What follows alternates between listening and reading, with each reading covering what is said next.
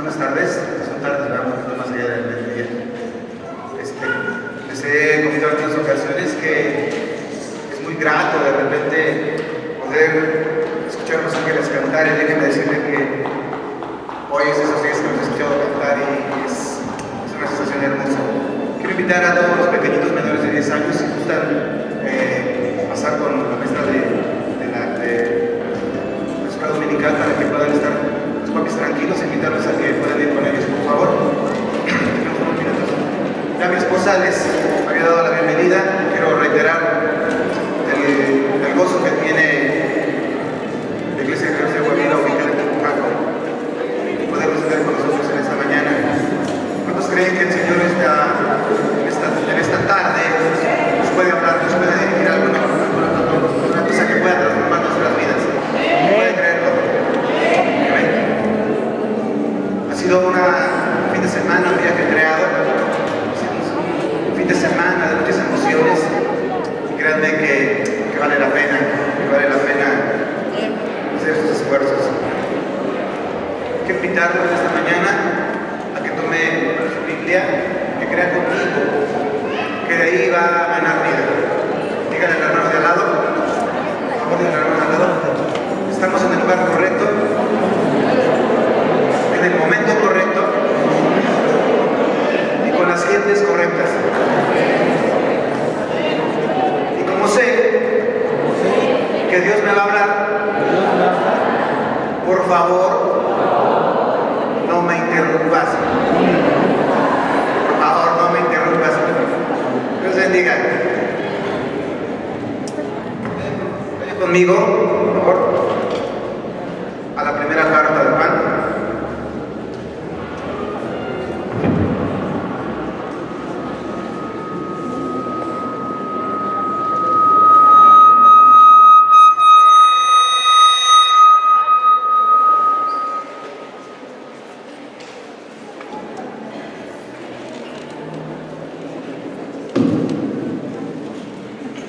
¿Tiene conmigo? En la primera carta de Juan, capítulo 1, no sé qué se ve ahí.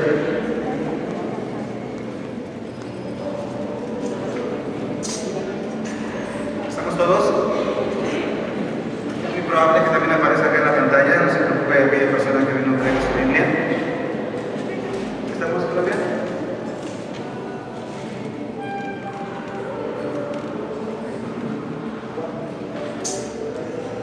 Primera carta de Juan, el capítulo 1, en el versículo 1. ¿Estamos todos? La palabra del Señor establece lo siguiente: lo que era desde el principio, lo que hemos oído, lo que hemos visto con nuestros ojos, lo que hemos contemplado y palparon nuestras manos tocante al verbo de vida, porque la vida fue manifestada y la hemos visto y testificamos, y os anunciamos la vida eterna, la cual estaba con el Padre y se nos manifestó. Lo que hemos visto y oído, eso os anunciamos, para que también vosotros tengáis comunión con nosotros, y nuestra comunión verdaderamente es con el Padre y con su Hijo Jesucristo. Estas cosas os escribimos para que vuestro gozo sea cumplido. La palabra del Señor siempre es bendecida, siempre trae bendición. Cierra tus ojos conmigo. Nuestro Padre, nuestro Dios, no hay palabras, Señor, para poder describir lo agradecido que estamos contigo en esta mañana. Entendemos y reconocemos que tú eres soberano Dios sobre todas las cosas, que no hay nadie como tú, Señor. Que tú has contemplado este pequeño espacio, Señor, estos pequeños tus hijos, Padre, que solo tienen un anhelo, Padre: venir a bendecirte, venir a agradarte.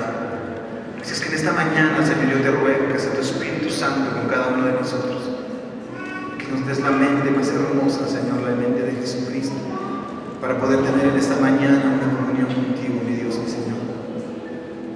Así es que, Padre, por el poder de tu palabra, por el poder de tu hermosa palabra y en el nombre de nuestro Señor Jesús, el nombre que es sobre todo nombre, yo te ruego, Señor, que tú le des a cada uno de mis hermanos la porción adecuada, Señor, de fe, para que ellos puedan sentir tu presencia en sus vidas, Señor. Señor. Que tu palabra caiga, Señor, como esa lluvia hermosa, Señor, como esa lluvia temprana y tardía, y que pueda fructificar, Señor, en sus vidas y ser transformadas al 100%, Señor. Por el poder de tu palabra, Señor, yo te ruego que todo aquel que esté al alcance de mi voz, Señor, hoy día, en esta hora, en este momento, pueda sentir tu presencia, Señor. Y te ruego, Padre, que tu mano de poder sea en todos aquellos lugares, Señor, donde en esta hora se proclama tu palabra. En el nombre de Jesús, Espíritu de Dios, enséñanos, instrúyenos, edifícanos, exhórtanos. Amén. Amén. Es curioso ver cómo este pasaje bíblico, esta carta, no tiene específicamente una persona que se atribuya el haberlo escrito. Cuando usted lee, cuando usted estudia la palabra de Dios, usted se va a dar cuenta que en las diferentes cartas, todas ellas tienen estipulado quién le escribe, excepto las 3 cartas de Juan, la carta a los Hebreos, y por ahí la carta de los Hechos tampoco dice quién la escribe. Esa es la palabra del Señor, esa es la palabra del Señor, que esta carta fue escrita por el amado, por Juan. Hay 3 muy buenas razones para pensar y creer que el apóstol Juan es quien escribió esta carta. Los primeros escritores cristianos aceptaron que Juan era el escritor. El escritor cristiano Irineo, Clemente de Alejandría y Tertuliano, 200 años después de Jesucristo, aseveran esta situación.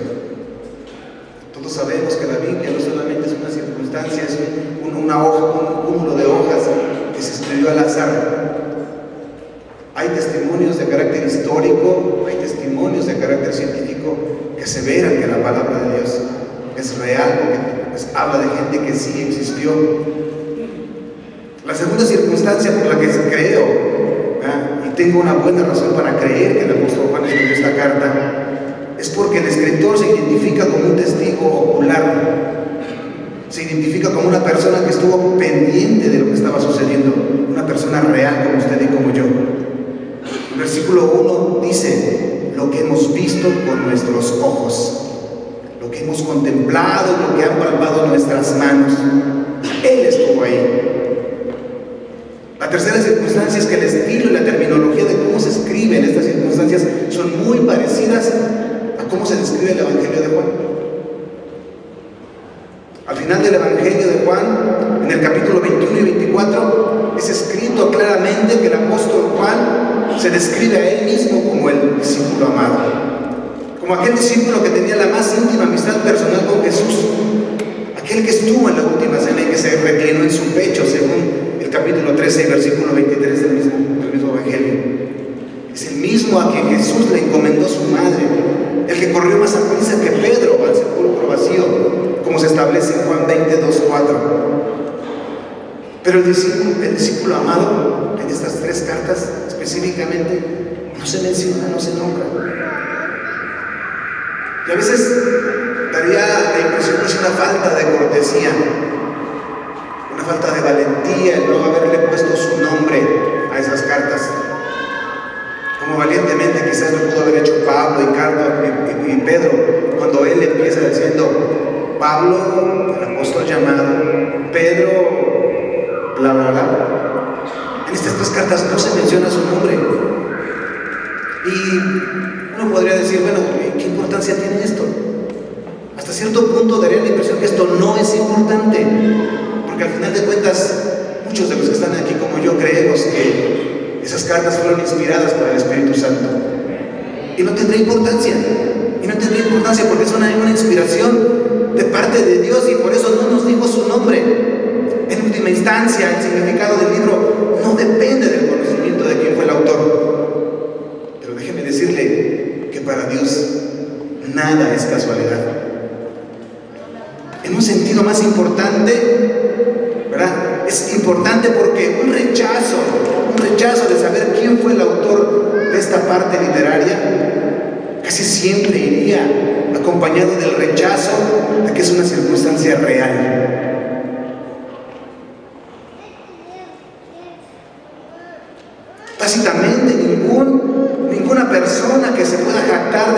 las Escrituras al pie de la letra, puede decir que estas cartas no fueron escritas por Juan, sino que fue escrita por cualquier otra de los 12, porque al final de cuentas Jesús los amaba a todos.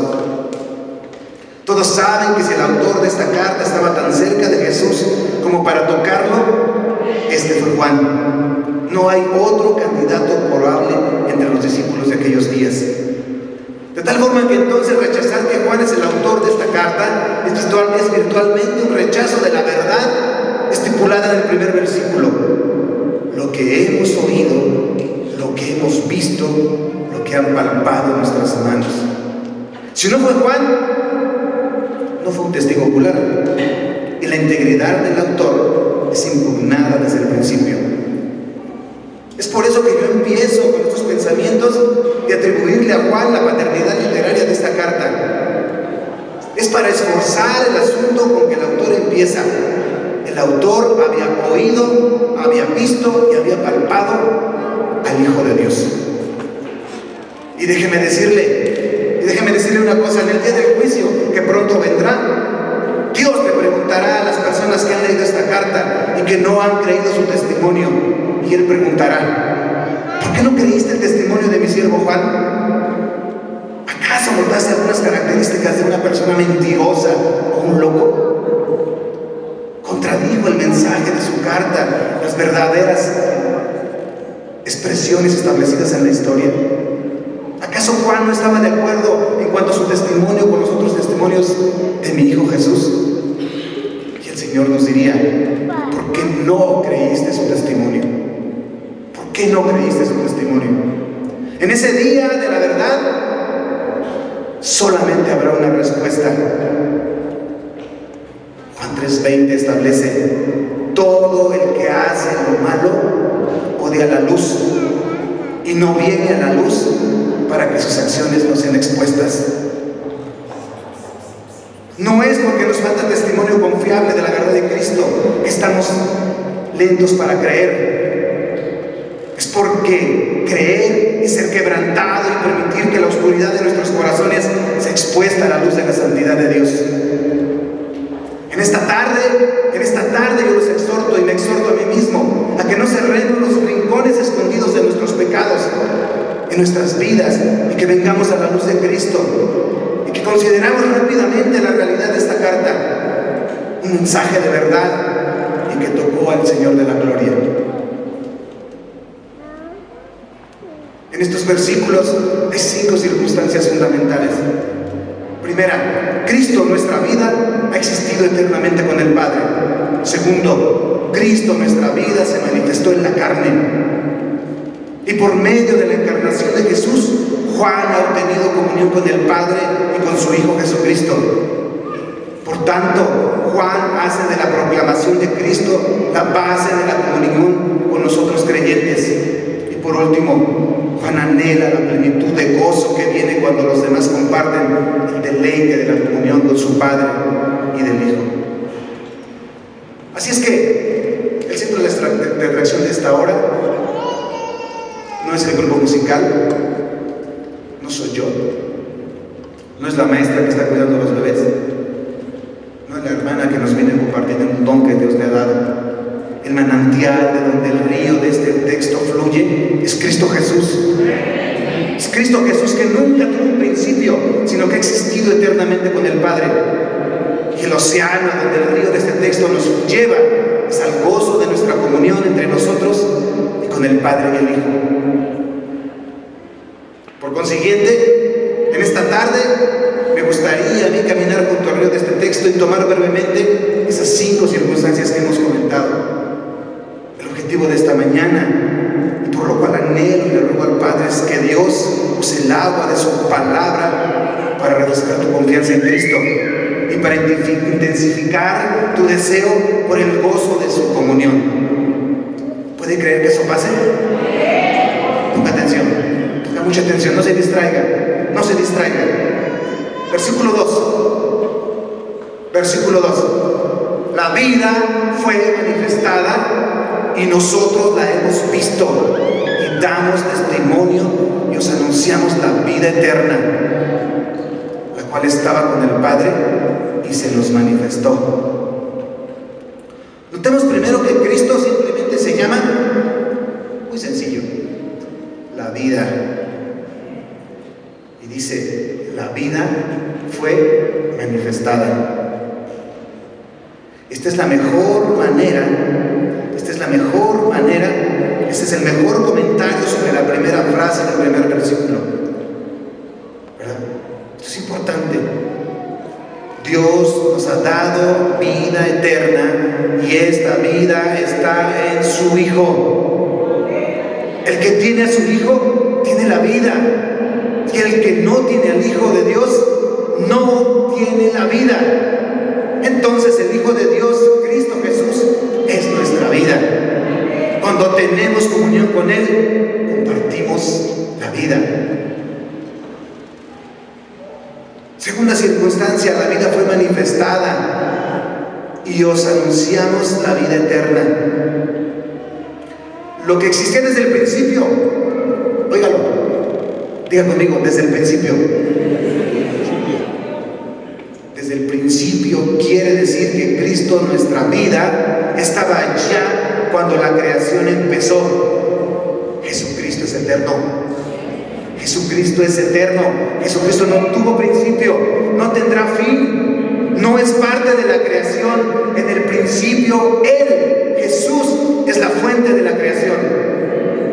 Toda vida sale de Él. Él es el manantial, no parte del río. En el principio existía el Verbo, y el Verbo estaba con Dios, y el Verbo era Dios. Él estaba en el principio con Dios. Todas las cosas fueron hechas por medio de Él, y sin Él nada de lo que ha sido hecho fue hecho. Te quedaste corto, hermano. Es mucho más que la gloria de Dios. Es todo. La aserción más fundamental de este texto es que Cristo, nuestra vida, ha existido eternamente con el Padre. Todo lo demás fluye de esto. Hacemos bien si meditamos frecuentemente y profundamente en la realidad majestuosa que Cristo es, porque Cristo ha existido sin principio desde toda la eternidad. Segunda situación, Cristo, nuestra vida, se manifestó en la carne, como tú y como yo. Una vez más, el versículo 2 hace muy sencillo este punto. La vida fue manifestada. Es decir, que Cristo eterno llegó a ser visible como usted y como yo. Cristo se apareció de repente. De la eternidad aparece un hombre distinto. Y el sentido es que apareció, ¿verdad? Porque dice el versículo 1, lo que hemos oído, lo que hemos visto con nuestros ojos, lo que hemos contemplado y lo que han palpado nuestras manos. La realidad que Juan reclama haber tocado lo que existía desde el principio, es decir, la vida eterna manifestada, muestra claramente que el punto de aquí es la encarnación. El Cristo eterno, quien estaba con el Padre desde el principio y en verdad era Dios, llegó a ser un hombre como usted y como yo. Y aquí es donde muchos tropiezan. Aquí es donde muchos llegaron y se toparon con una piedra tremenda. La gente ha tropezado desde los días de Juan hasta nuestros propios días. Consideran que Jesús es un mito que en realidad haya sido encarnado. Consideran que es un mito el que Dios haya sido encarnado en un hombre. Y Juan dice en su segunda carta, muchos engañadores han salido al mundo que no confiesan que Jesucristo ha venido en carne. Ese es el engañador y el anticristo. Ponga atención. Muchos están dispuestos a creer en Cristo si Él solamente se queda como una realidad espiritual. Pero cuando predicamos al Cristo que ha llegado a ser hombre particular, en un lugar particular, impartiendo órdenes particulares y muriendo en una cruz particular, exponiendo los pecados particulares de nuestras vidas particulares, entonces la predicación deja de ser una situación aceptable para muchos. Muchos no aceptan que Jesucristo fue un hombre, porque entonces no se puede comparar con Él, porque entonces no tienen pretextos. Creo que sea tanto el misterio de una naturaleza divina y humana en una persona que causa a la mayoría de la gente que tropiece sobre la doctrina de la encarnación. La piedra de tropiezo es que si la doctrina es verdadera, si Jesucristo de verdad es un hombre como tú y como yo, cada persona en el mundo debe obedecer a este hombre, debe obedecer a este judío en particular. Porque entonces todo lo que dice un Dios hombre se torna en ley. Todo lo que hizo es perfecto. Y la particularidad de su obra y su palabra brotan entonces en la historia en una forma de un libro inspirado, un libro hermoso que transforma las vidas. Un libro particular que entonces toma el poder y la autoridad sobre todos los demás. No hay casualidad. La palabra de Dios es el libro más vendido. La palabra de Dios es el libro que a más lenguas se ha traducido. En este momento se están vendiendo miles y miles de ejemplares de la Biblia. Aún ayer repartimos 50 Biblias en menos de 10 minutos.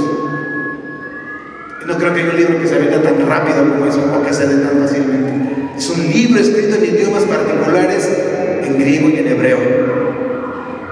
Es un libro que reclama una autoridad universal sobre cualquier otro libro que jamás haya sido escrito. Esa es la piedra de tropiezo de la encarnación, cuando Dios llega a ser hombre. Ya no podemos hacer más lo que queremos. Debemos hacer lo que este único hombre quiere que hagamos. Ya no podemos fingir más que somos autosuficientes, porque este único hombre dice que todos estamos enfermos con el pecado y que debemos venir a Él para ser curados. Ya no podemos depender más de nuestra propia sabiduría para encontrar vida, porque este único hombre judío que vivió solamente 30 años en un país pequeño del Medio Oriente dice: yo soy el camino, la verdad y la vida. Cuando Dios llega a ser hombre, el hombre cesa de ser la medida de todas las cosas, y este hombre llega a ser la medida de todas las cosas. Ha de haber sido intolerable. Ha de haber sido una situación tremenda para los sabios de aquellas épocas. Ha de haber sido tremendo para Adán y Eva, incluso, que Dios se encarnara en un hombre. Sería totalitario, sería autoritario, sería imperialismo, sería un déspota, un usurpador, sería una circunstancia de absolutismo. Y seguramente se preguntaron: ¿quién se cree que es? ¿Quién se cree este cuate que es? ¿Qué loco es este? Él es Dios. Jesús es Dios. Jesús es Dios.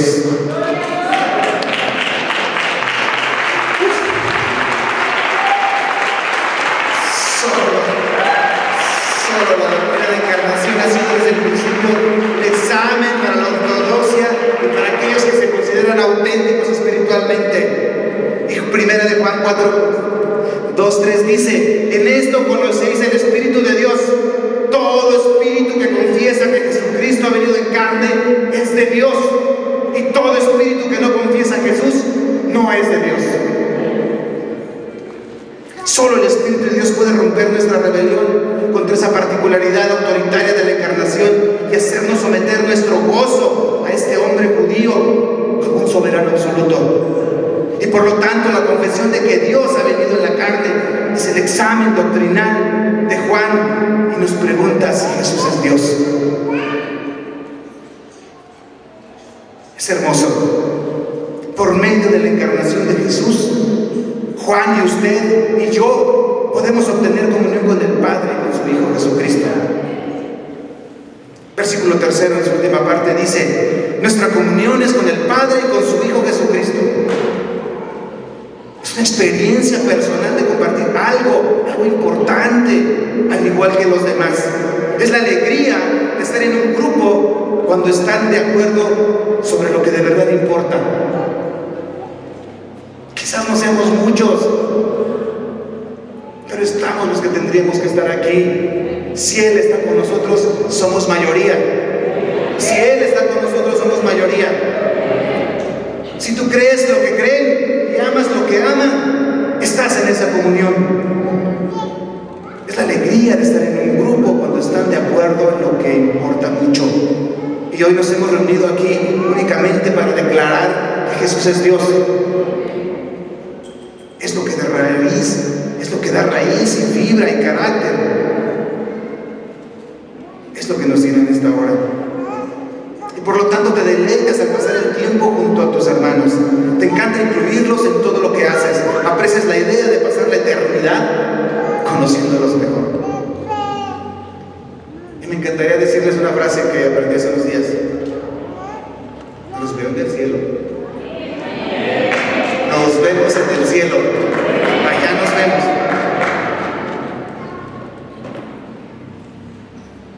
Muy prácticamente lo que quiere decir es que repetidamente recordamos porciones memorizadas de la palabra de Dios cuando platicamos. Cuando usted está con una persona que tiene comunión con Dios, no es otra cosa que platicar versículos bíblicos, experiencias de lo que Dios ha hecho en su vida. Y nos parece escuchar a los ángeles diciendo: Santo, Santo, Santo. Escucha esto. Él se te acerca a través de su palabra. Y tú te acercas a Él a través de la oración. Y en el poder de la comunión, haces entonces su voluntad. Juan sabe que el regalo de esta comunión es debido a Jesús. Cristo vino y se hizo el amigo de recaudadores de impuestos y de pecadores. Ofreció su comunión a cualquiera que estuviera dispuesto a cambiar sus valores y a estimar todo del mismo modo que Él.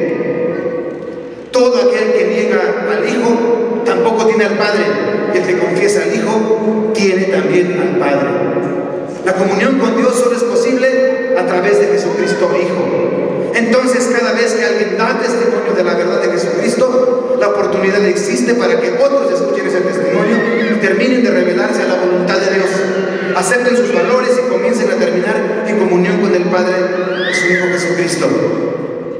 Por lo tanto, Juan hace la proclamación de Cristo como la base de la comunión de otros creyentes. El versículo 3 dice: lo que hemos visto y oído, os proclamamos también a vosotros, para que también vosotros tengáis comunión con nosotros. Y en verdad nuestra comunión es con el Padre y con su Hijo Jesucristo. Si usted quiere leerlo al revés, podría decir: puesto que nuestra comunión es con el Padre y con su Hijo, la única manera en que podemos cultivar comunión con nosotros es proclamarnos lo que sabemos sobre el Hijo y lo que hemos visto y hemos oído. Y una vez que la gente se sorprenda de lo que Dios ha hecho en nuestras vidas, Él toma la gloria, la honra y se la lleva, porque solo Él es digno de ello. En la iglesia cristiana deberíamos hablar de 3 prioridades entonces de lo que tenemos que hacer. El compromiso con Dios es en la adoración, el compromiso de los unos con los otros en el crecimiento mutuo y el compromiso con el mundo en el testimonio. Tiene que notar que este versículo sustenta claramente la relación entre los primeros 2 compromisos. Para experimentar la comunión con los lectores, Juan les dice que hay que creer sobre Jesucristo. En otras palabras, no hay comunión significativa entre las personas que no creen igual respecto a Jesucristo. Para pronto, no hay familias, no hay iglesias, si no está Jesucristo. Todo emana de Él, todo emana de Él. La doctrina compartida es la base de la comunión cristiana. Y déjeme decirle, cuando Juan quería cultivar comunión con otro grupo de personas,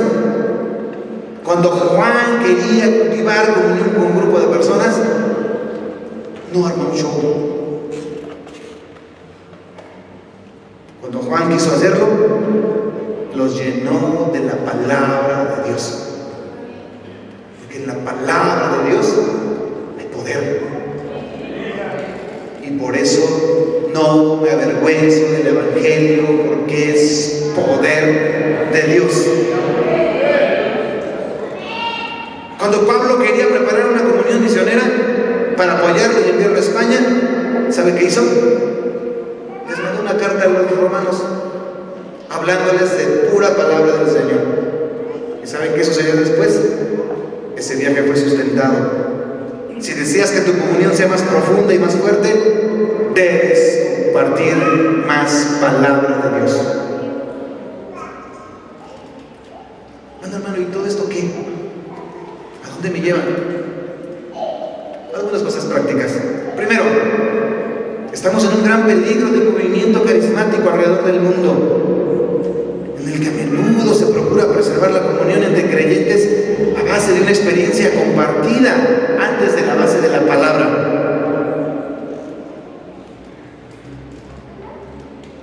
Ese no es el camino bíblico. Y con el tiempo resultará en la muerte de una experiencia que tiene un fundamento equivocado, o en el desarrollo de una doctrina teológica equivocada para suavizar las diferencias entre las iglesias. Cuidado. Segundo, más práctico. Seguramente el texto nos explica que ningún cristiano debe casarse con un incrédulo. Así de sencillo. La comunión profunda de las cosas más importantes no es posible donde no compartimos el mismo entendimiento y el mismo afecto por Jesucristo. Tan sencillo. Tercero, es triste y es irónico como una comunidad seguidora de Cristo Jesús que profesa estimar la Biblia tengamos la reputación de procurar preservar la unidad de la comunión, no por exaltar las grandes doctrinas de la Escritura, sino por evitarlas. Y duele. Cuando es un show la gente va. Cuando va a escuchar palabra o los invitamos a orar, no van.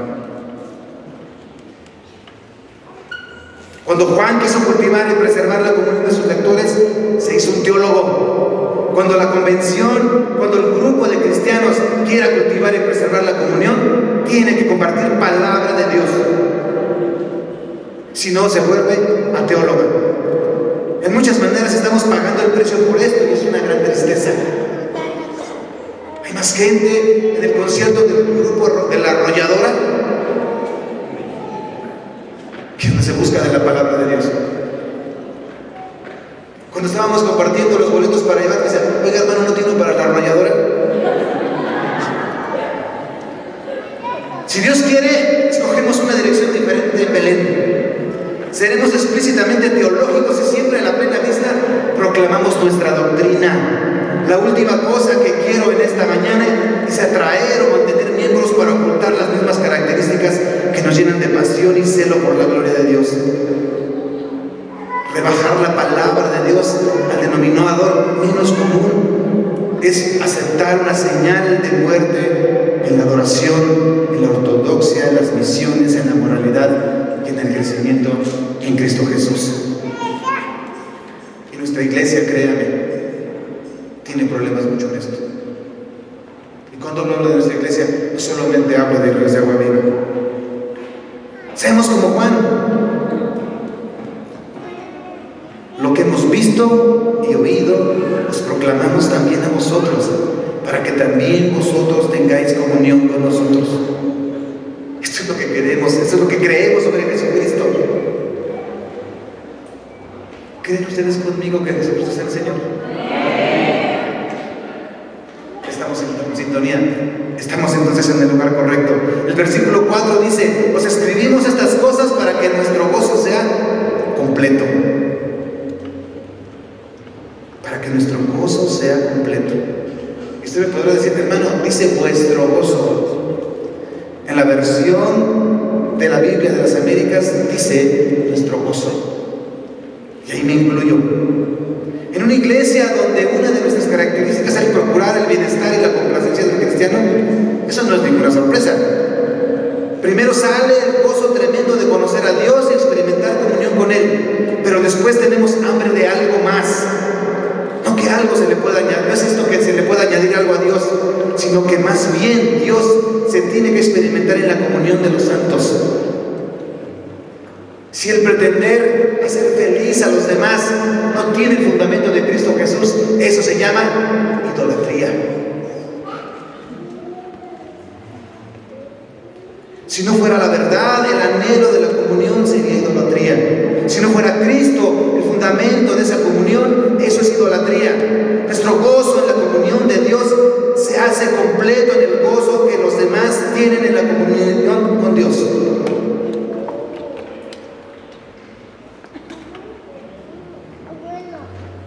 Hay doctrinas devastadoras que enseñan que es incorrecto que un cristiano persiga su propia alegría. Créame, estoy seguro que esa doctrina insulta a Dios, que nos manda a deleitarnos en el Señor y estimarlo con gozo cuando pongamos nuestras vidas para compartir ese gozo con los demás.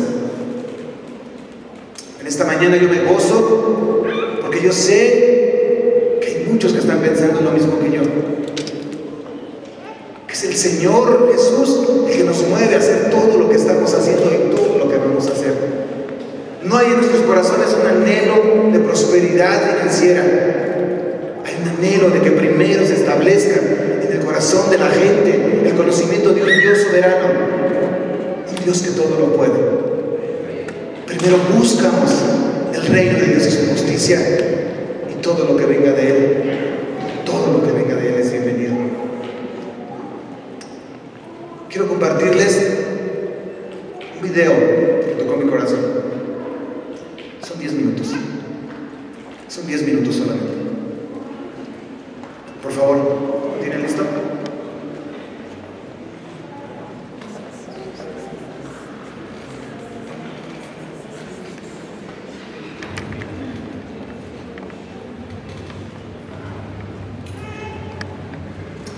¿Puedo resumir? Cristo es nuestra vida.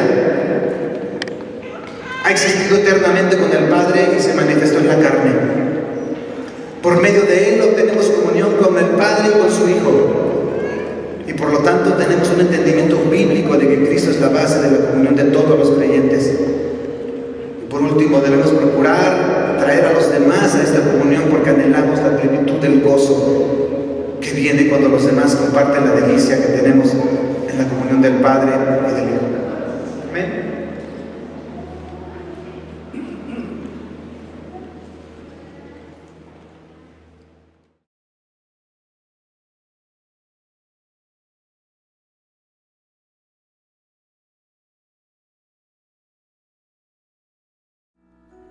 Quiero relatarte la historia que se lleva a cabo en la caverna principal del infierno. Es una reunión siniestra de emergencia. Satanás ha convocado a los jerarcas más importantes del reino de las tinieblas. Lucifer está sentado en un imponente y lúgubre trono ancestral. Todos los escalafones de la oscuridad están presentes. Chacal, el primer lugarteniente, toma la palabra y dice: estamos a punto de eliminar al Hijo de Dios.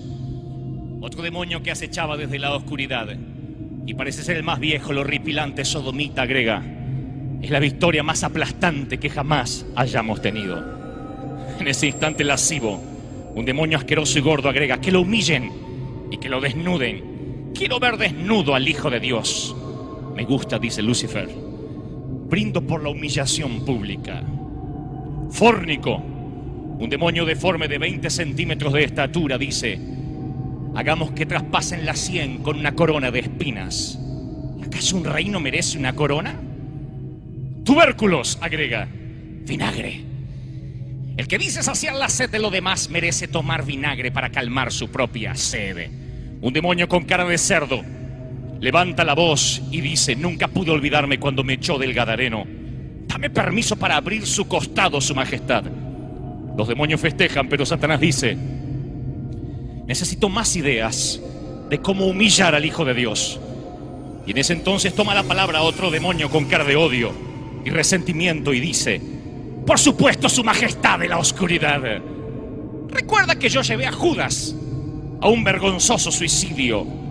Judas terminó siendo un cobarde. Ayúdame, dame permiso para que llene de vergüenza al Mesías. En ese instante el príncipe de las tinieblas deja su trono y se pone en pie. Emerge de la oscuridad el legendario ángel de luz, Belcebú, la serpiente antigua, el dragón. Hay algo que preocupa al ángel caído, algo que aún lo intranquiliza. La figura se dibuja imponente entre el azufre y las cenizas. Es entonces cuando clama a gran voz: No dejo de preguntarme por qué Dios no interviene cuando sabe que estamos matando a su hijo.